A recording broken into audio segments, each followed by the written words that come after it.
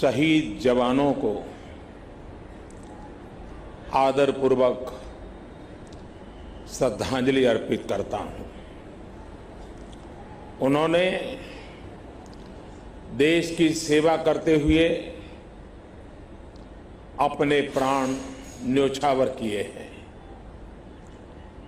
दुख की इस घड़ी में मेरी और हर भारतीय की संवेदनाएं उनके परिवार के साथ है।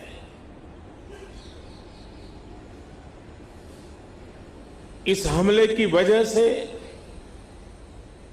देश में जितना आक्रोश है, लोगों का खून खौल रहा है,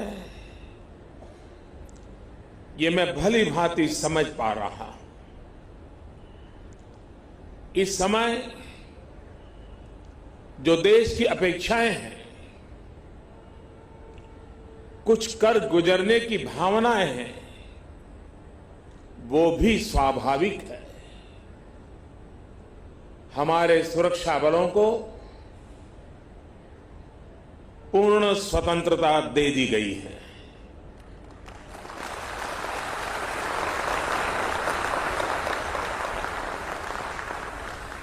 हमें अपने सैनिकों के शौर्य पर, उनकी बहादुरी पर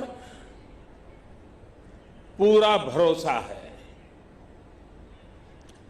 मुझे पूरा भरोसा है कि देशभक्ति के रंग में रंगे लोग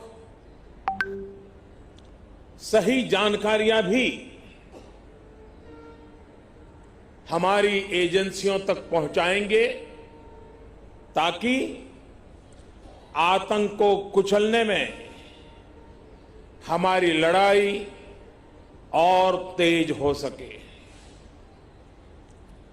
मैं आतंकी संगठनों को और उनके सरपरस्तों को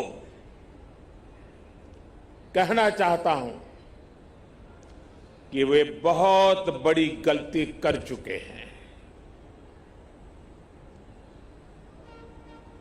बहुत बड़ी कीमत उनको चुकानी पड़ेगी।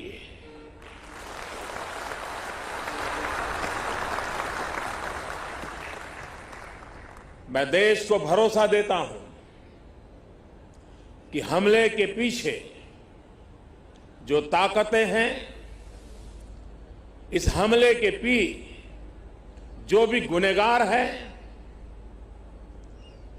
उन्हें उनके किए की सजा अवश्य मिलेगी।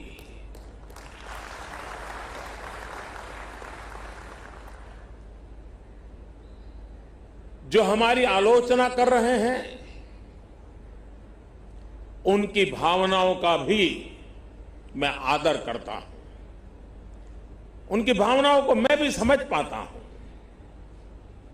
और आलोचना करने का उनका पूरा अधिकार भी है।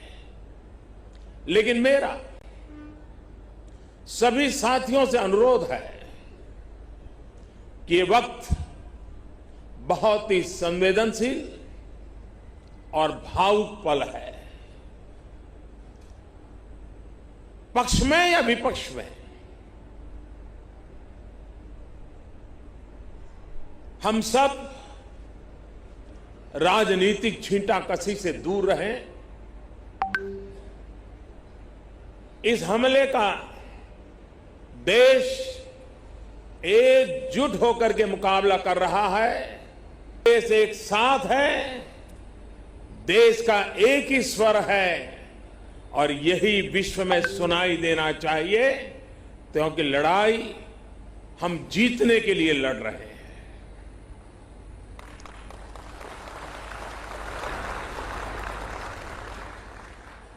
पूरे विश्व में अलग थलग पड़ चुका हमारा पड़ोसी देश अगर ये समझता है कि जिस तरह के कृत्य वो कर रहा है, जिस तरह की साजिश रच रहा है, उससे भारत में अस्थिरता पैदा करने में सफल हो जाएगा, तो वो ख्वाब हमेशा हमेशा के लिए छोड़ दे। वो कभी ये नहीं कर पाएगा और न कभी ये होने वाला है।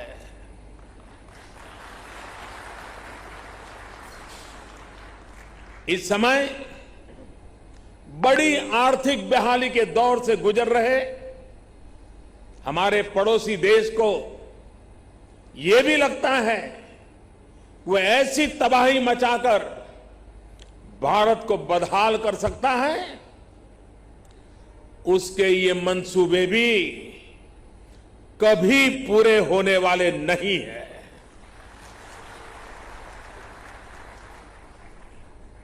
वक्त ने सिद्ध कर दिया है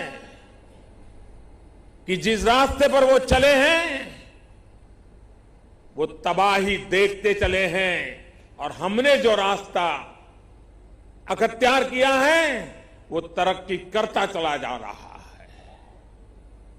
130 करोड़ हिंदुस्तानी ऐसी हर साजिश, ऐसे हर हमले का मुंह तोड़ जवाब देगा।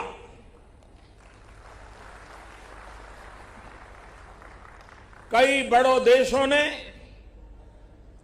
बहुत ही सख्त शब्दों में इस आतंकी हमले की निंदा की है और भारत के साथ खड़े होने की, भारत को समर्थन की भावना जताई है। मैं उन सभी देशों का आभारी हूं और सभी से आह्वान करता हूं कि आतंकवाद के खिलाफ सभी मानवतावादी शक्तियों को एक होकर के लड़ना ही होगा।